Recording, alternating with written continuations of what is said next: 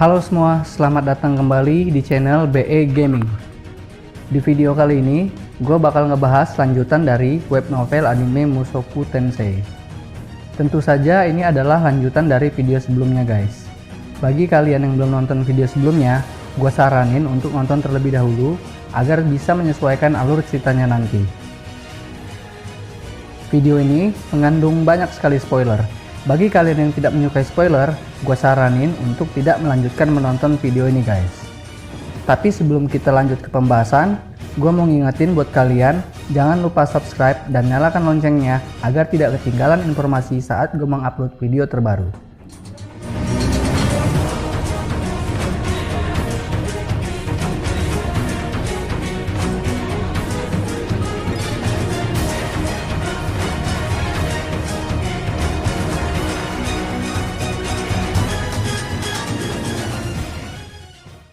Setelah sampai di guild petualang, Rudes pun mencoba mengenalkan Rujet kepada semua orang yang berada di ruangan tersebut, sambil berkata bahwa Rujet adalah ras Supart.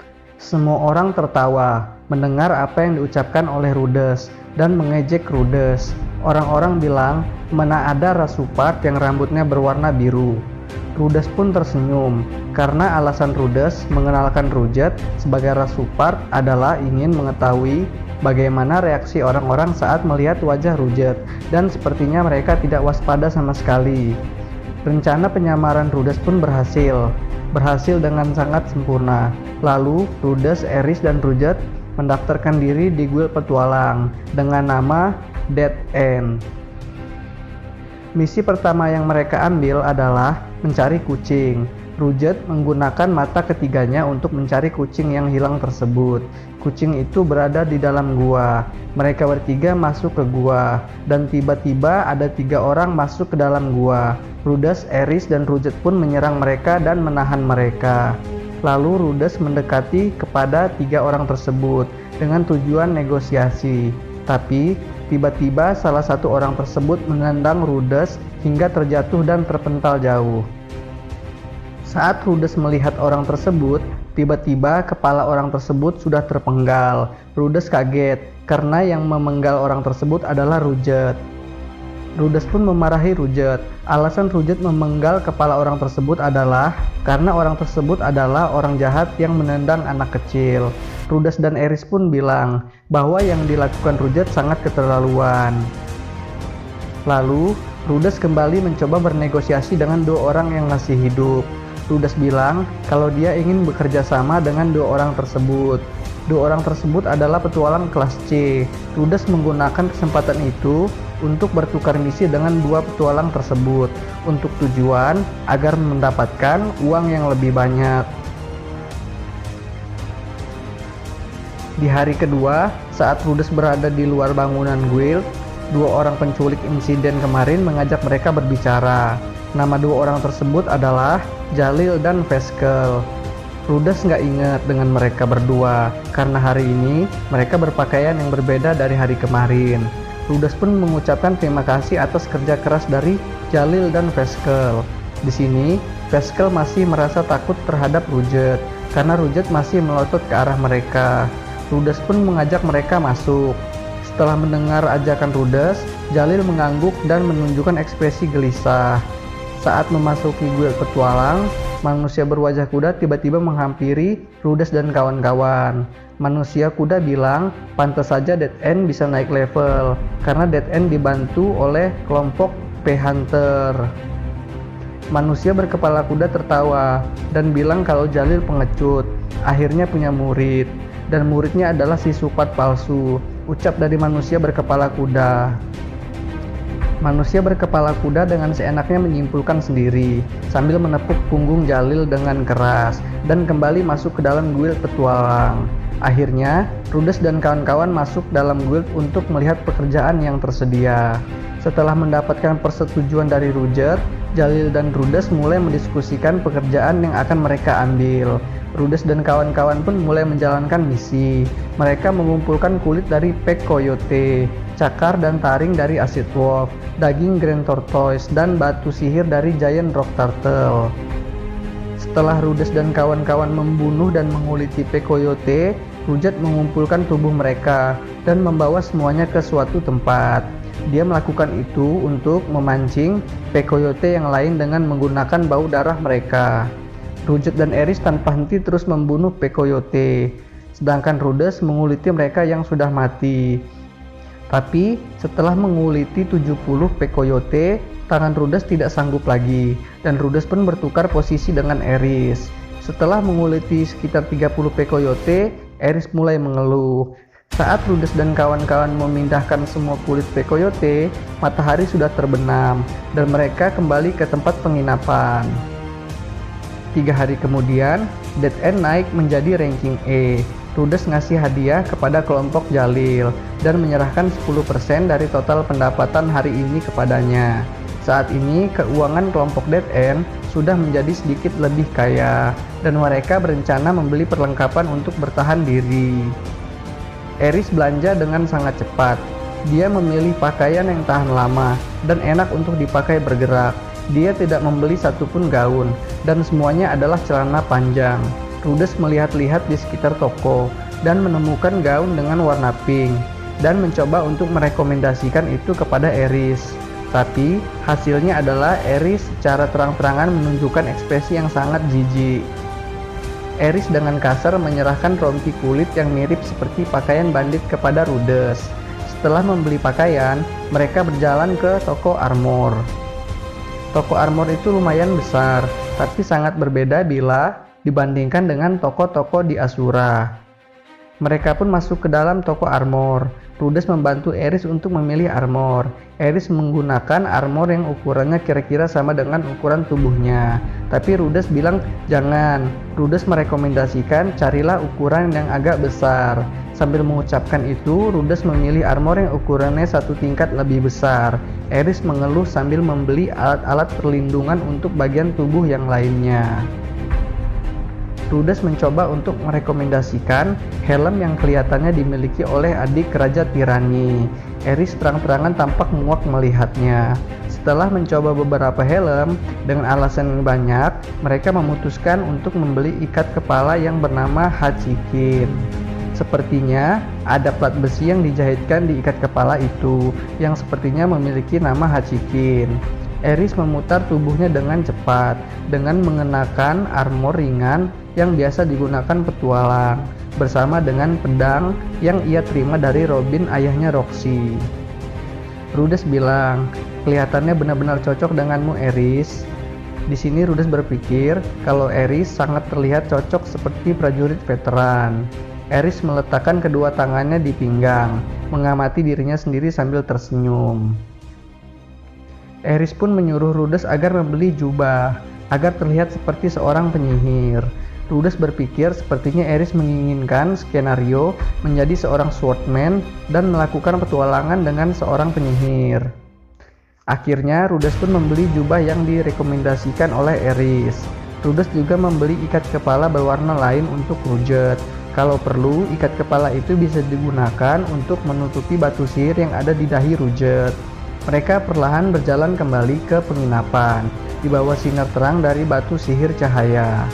Rhodes pikir, awal dari hidup petualang mereka berjalan dengan mulus. Setelah 3 minggu berlalu, parti Rhodes berhasil mencapai ranking D. Rhodes merasa bahwa partinya mengalami peningkatan ranking dengan sangat cepat. Keuangan mereka saat ini juga sudah lumayan banyak. Rhodes berpikir, setelah partinya mencapai ranking C, mereka akan berpisah dengan Jalil, dan kemudian pergi meninggalkan kota itu. Mereka pun kembali menjalankan misi. Tujuan dari misi parti Rhodes kali ini adalah hutan petrifikasi. Di pintu masuk hutan, ada 3 kelompok yang berkumpul di sana. Kelompok ranking B, yaitu Super Blast, kelompok ranking D, geng desa Tokurabu, dan kelompok ranking D, yaitu Dead End.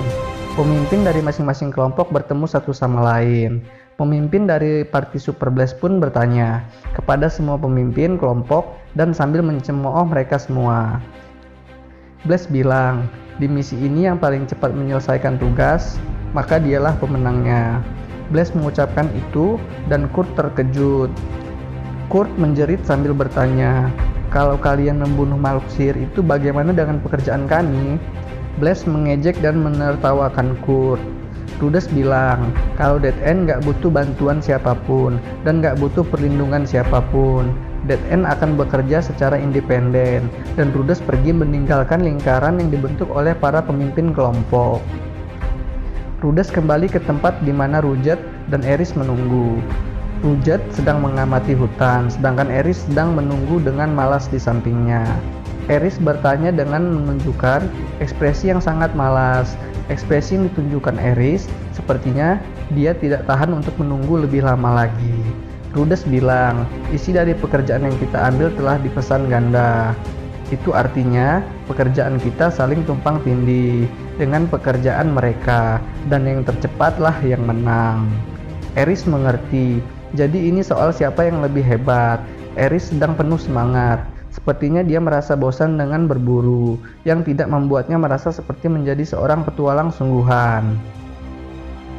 Pada waktu yang sama, Blaze dan Kurt tampaknya sudah selesai bicara. Kurt mengucapkan beberapa kalimat kepada kedua rekannya, dan kemudian mereka berjalan masuk ke hutan, sedangkan Super Blaze memasuki hutan dengan memilih jalur yang berbeda. Rujat merasa khawatir terhadap ketiga orang kelompok dari geng desa Tokurabu. Rujat bilang, dengan kemampuan yang mereka miliki, mereka tidak akan bisa bertahan di hutan ini. Rujat ingin membantu mereka, tapi Rudes bilang, kalau kita bersama mereka terlalu lama, mereka akan tahu kalau Rujat adalah ras Supat sungguhan. Tapi kalau identitasmu sebagai Supat ketahuan, situasinya bakal jadi merepotkan. Rudes menyarankan mengikuti mereka dari belakang, dan kalau ada sesuatu yang terjadi, kita akan membantu mereka. Kelompok Rudes mulai mengikuti Kurt dan kawan-kawan. Kelompok Kurt dengan penuh semangat masuk ke dalam hutan, dan Rujat cemberut saat melihat itu. Tepat seperti yang Dead End khawatirkan, Kurt gagal menyadari kehadiran musuh dan bertemu dengan satu Executioner. Executioner adalah musuh berbentuk humanoid. Mereka adalah petualang yang berubah menjadi zombie. Kelompok Kurt melarikan diri dengan sekuat tenaga. Saat mereka bertemu dengan makhluk sihir ini, Rujat pun bersiap membantu mereka. Tapi Rudes bilang timingnya belum pas. Rudes bilang, sekalipun kecepatan Executioner lebih tinggi, Executioner belum bisa menandingi kecepatan dari Kurt. Jarak mereka terus melebar, dan kalau mereka terus berlari, mereka akan bisa lepas dari kejaran Executioner. Tapi keberuntungan kelompok Kurt berakhir sampai di sini. Di arah yang mereka tuju untuk melarikan diri, ada beberapa almond anaconda. Kini Kurt dan rekan-rekannya dikepung oleh dua jenis makhluk sihir yang berbeda. Ekspresi di wajah kelompok Kurt tampak seperti setengah menangis dan setengah tersenyum. Rujat ingin menolong mereka, tapi Rudes menahannya lagi. Rudes bilang, makin besar bahayanya, makin besar pula rasa terima kasih yang akan mereka ucapkan. Saat tubuh mereka penuh dengan luka, aku hanya perlu menggunakan sihir penyembuhan untuk merawat mereka, ucap Rudes sambil tertawa. Tapi tiba-tiba Eris menjerit. Tubuh anak yang terlihat seperti burung terbelah menjadi dua di udara, hanya satu serangan. Dia tidak mampu menghindari dari serangan Executioner dan terbunuh dalam sekali serang. Seketika, senyum jahat Rudes langsung membeku. Rudes sadar kalau telah membuat kesalahan besar. Ternyata di sini Rudeslah orang yang berpikiran dangkal. Rujat bilang, itulah kenapa aku ingin segera menolong mereka. Teriakan Rujat terdengar seperti dicampuri dengan rasa jengkel. Rudes segera menggunakan stun cannon, tapi serangannya tidak berguna. Serangan Rudes meleset dan hanya mengenai tangan dari Executioner, dan pada waktu yang sama, Rujat menyerbu ke arah para monster. Rudes dengan tenang memasang jebakan. Jebakan yang dipasang Rudes adalah jebakan lumpur. Dia melangkah satu kaki ke dalam jebakan tersebut dan jatuh ke bawah. Kemudian, Rudes memunculkan batu raksasa di atasnya dan menghantamnya secara paksa ke tubuhnya. Pada waktu yang sama, Rujat dan yang lain berhasil menghabisi semua almond anaconda. Tubuh Kurt gemetar dengan wajah pucat pasi, tapi dia dengan sungguh-sungguh berterima kasih kepada kelompok Dead End. Tapi Kurt menatap Rudes dengan penuh hormat. Saat Rudes merenungkan diri, Rudet meraih kerah baju Rudes dan berkata, "Ini kesalahanmu." Rudes sangat menyesali perbuatannya, tapi Eris sampai saat ini masih berdiam diri. Kurt bilang kalau dia akan membawa mayat rekannya kembali ke kota. Eris dengan spontan berlari menghampiri mereka dan mengucapkan semoga beruntung.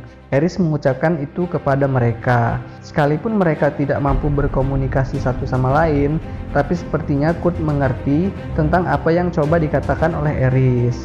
Kurt mencium ujung jempol Eris dan kemudian dia pergi sambil tersenyum. Eris terpaku. Eris berbalik menghadap Rudes dan kemudian mengelap bagian yang dicium oleh Kurt. Eris bilang ini bukan seperti yang kamu pikirkan. Eris mengatakan itu dengan panik. Sekalipun dia mendapat ciuman, nyatanya yang dicium adalah sarung tangan yang ia gunakan.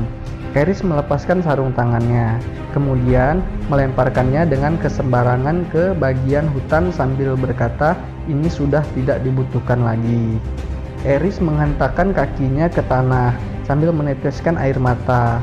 Eris bingung apa artinya mencium jempol. Eris pun menyuruh Rudes mendekat. Eris menjulurkan tangannya ke arah Rudes.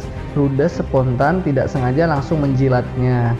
Wajah Eris tampak benar-benar merah dan dia memberi sebuah pukulan. Rudes merasa sepertinya ada tulangnya yang patah. Rudes jatuh ke tanah dengan cara yang tidak enak dilihat. Pada waktu yang sama, Rudes melihat Eris menatap bagian yang Rudes jilat. Kemudian, Eris menjilatnya dengan lidahnya sendiri. Wajah Eris yang tadinya merah-merah, yang ada di pipinya menjalar hingga telinga. Dan dia mengusapkan tangannya ke pakaian yang ia kenakan.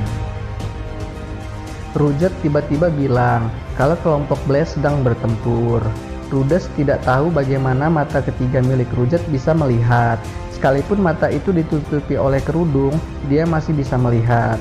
Rudes pun bertanya, haruskah kita membantu mereka?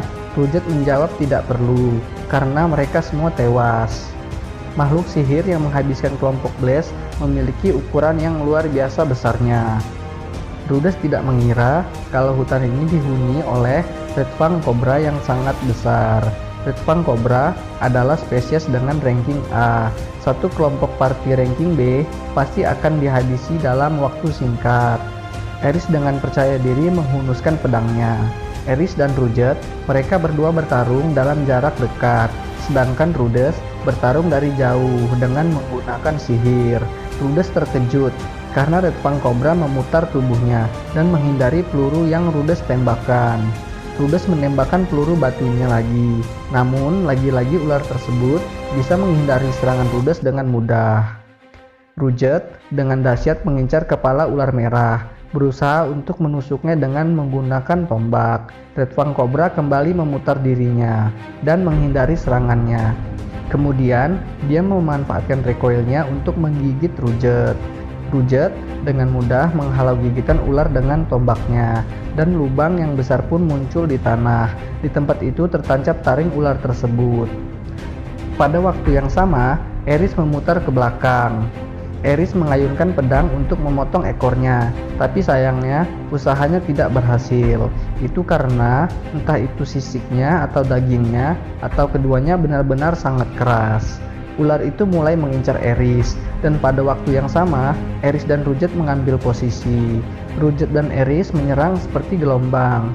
Rudet mengincar otak dari ular tersebut, sedangkan Eris terus-terusan menebas ekornya dan mengalihkan perhatiannya.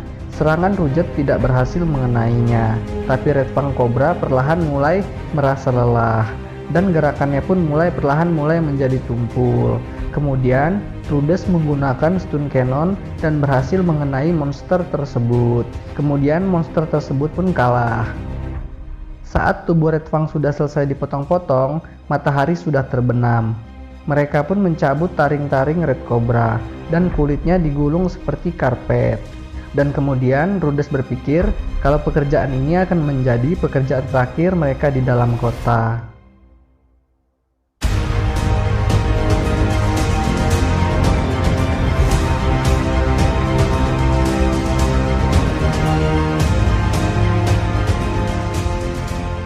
Oke guys, untuk pembahasan kali ini cukup sampai di sini aja. Di video berikutnya, gue bakal lanjutin pembahasan mulai dari volume 3, yaitu dari part 8. Tapi sebelum itu, gue mau ngingetin sekali lagi, bagi yang belum subscribe, jangan lupa buat subscribe dulu. Untuk video berikutnya, ditunggu aja guys. Bakal gue upload secepat mungkin. Oke, bye.